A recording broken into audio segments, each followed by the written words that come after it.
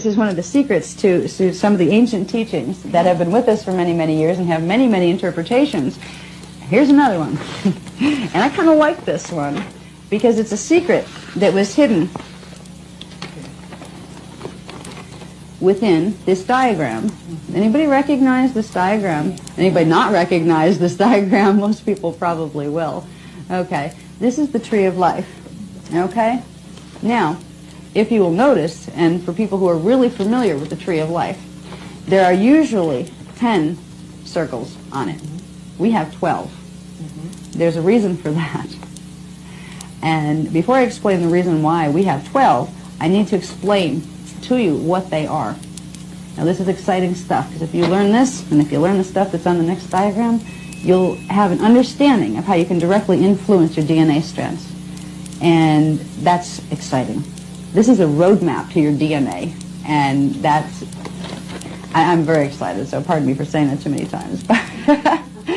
Okay, now, these circles, which I believe in the traditional interpretations are called Sephiroth, we simply call them Kathara spheres. They're composites of frequency tones that form crystallizations that take on a spherical form. And within your body, there are positions within the morphogenetic level of your body that these spheres exist. Now, the 12th sphere, which is the big one, if the 12th sphere holds in it the codes for the whole silicate matrix 12-strand DNA pattern. All right, that exists within the 10th chakra. Now, we have dealt with the 10th chakra in earlier classes. The 10th chakra is about 6 inches up above the head. Okay, so the 12th Kathara sphere is located in the 10th chakra. Now, going downward, the 11th Kathara sphere is located in the pineal. This is your crown jewel.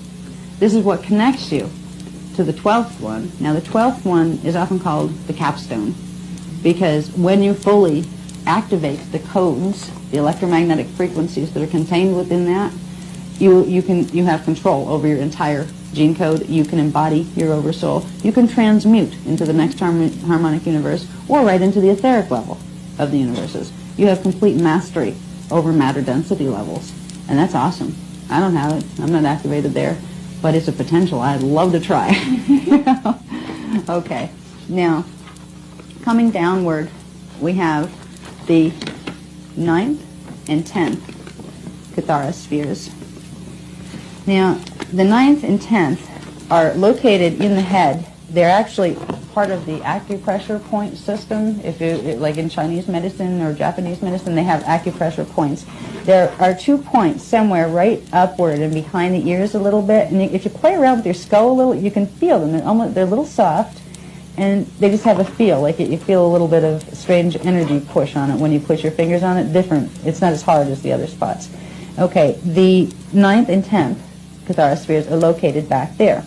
Now, it helps to understand where they are for several reasons. For one, you can stimulate them by direct touch or projecting energy into them. For two, if you're going to be reprogramming anything that's in them, to reprogram your DNA from the morphogenetic level, you want to know where it is so you can direct the energy the right way. Okay? Now, everybody got to take one of these home, so you get to have the map to your morphogenetic level 1 with you. But, all right, now, the 8th Kathara sphere is located right down in here in the region of what we have marked as the 8th chakra on our chakra diagrams. And it's also in the area of the thyroid. And it affects the thyroid gland directly. So when the frequencies that are contained within the 8th Kathara sphere begin to activate, they will affect the thyroid and thus the metabolic rate. And they will affect, and that will also create another arc with the pineal gland. So you will have energy dynamics taking place that will shift the metabolic rates of the body. It'll shift the breathing rate, the heart rate. It will shift all sorts of things that we consider the autonomic processes that supposedly we have no control over. Well, these are the control buttons to these processes, and they do operate automatically through the programs that are contained within the Kathara spheres, which manifest into the DNA. Now, the 6th and 7th Kathara spheres, these are, I call these the angel wings, because they're located right around here in kind of like the hollow indent. You can push around. There's more. Again, they're on acupressure points, You can find them if you push, because they usually hurt a little. You know? They're usually a little tender, and they will go out the back. They run all the way through where you can feel them on both sides, like around the wing bones in the back. You can feel them on both sides.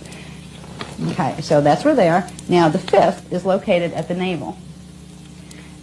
The fourth and third, in a female, it's located over the ovaries, and in a male, it's located in the same position, but he doesn't have ovaries. Okay, so it's in the same positions down around the hip bone areas.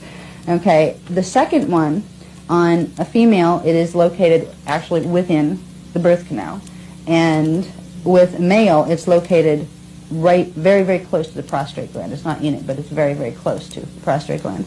And the first catharosphere is located actually at the Earth's core, and it connects you to the race morphogenetic field, and it connects you to the Earth morphogenetic field. So your morphogenetic field, which you can visualize as a crystal chelan body that looks something like that, is connected to your physical body and to other things that you don't quite see yet, like the Earth's core and higher dimensions. This one will connect you to the 13th dimension, where you connect to a whole other one of these that's called the universal tree of life, that takes you completely out of the dimensional matrix.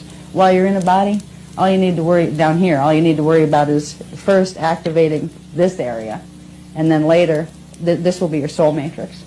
And as you pull these, as you pull these in, then you will activate these, which will bring in your oversoul level of identity. And then you'll pull in these, where you'll bring in your avatar level of identity. And then you'll tap into your rishi level of identity and begin transmutation completely out of form. But you don't have to worry about that now. What we need to think about now is, okay, what can we do with that knowledge? You know, there's got to be something useful we can get out of that. And there is, if we understand the correspondences of the catharospheres to the DNA strands. Now, we have 12 DNA strands. Now, the catharospheres are the first morphogenetic imprint for the DNA strand.